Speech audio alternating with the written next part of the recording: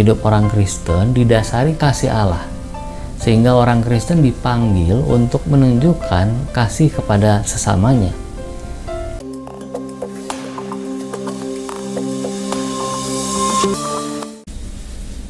Selamat pagi Jemaat Batu Zaman, juga saudara sekalian.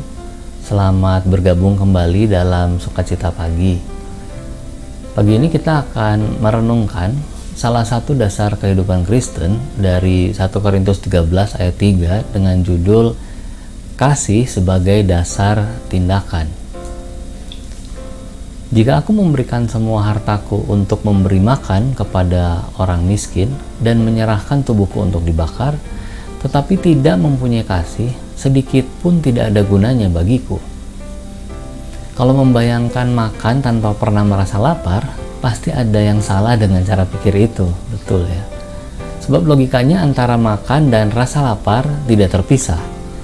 Justru karena ada rasa lapar, maka manusia makan. Lapar dan makan adalah salah satu metabolisme tubuh yang tidak bisa dielakkan. Sama halnya dengan minum dan haus atau tidur dan mengantuk. Dalam rencana penebusan Allah, kasih-Nya dan penebusan manusia berdosa tidak bisa dipisahkan.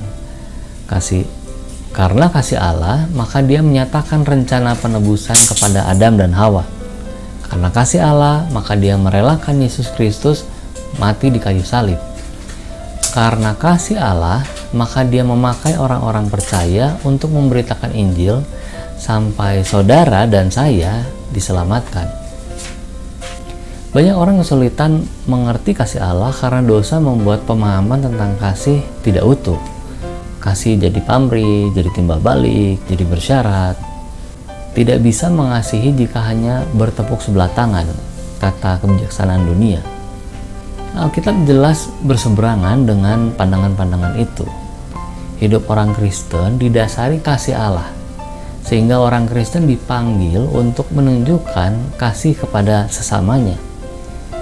Jikalau Allah sedemikian mengasihi kita, maka haruslah kita juga saling mengasihi. Pagi ini kita bersyukur bisa menikmati sarapan dengan tenang sambil menimbang aktivitas sepanjang hari. Tetapi saudara-saudara kita di Nusa Tenggara Timur harus makan dengan badan yang masih lelah, perasaan yang masih carut-marut, dan jalan pikiran yang pendek saja.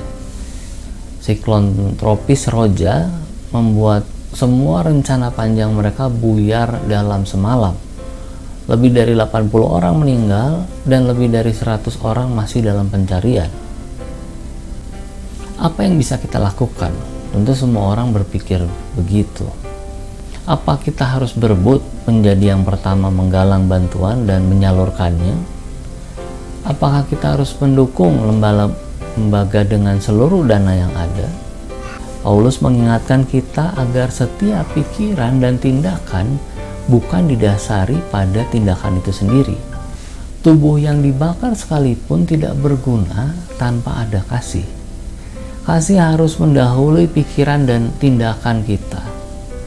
Jadi kalaupun pagi ini kita hanya bisa berdoa, dasarkanlah doa itu dengan kasih yang sungguh-sungguh. Kasih yang tidak pura-pura seperti kasih Allah kepada kita. Maka sekalipun kita belum bisa mewujudkan kasih kita secara langsung kepada saudara-saudari di NTT, tapi doa yang tulus dilandasi kasih akan diperkenan Allah. Lagi pula doa bukan hanya sekadar perkataan kepada Tuhan, melainkan pernyataan iman di hadapannya. Jadi sebelum menjalani hari ini, jangan lupa mendoakan saudara-saudara kita yang berkesusahan itu. Kiranya damai sejahtera Tuhan Yesus Kristus melingkupi Nusa Tenggara Timur. Amin.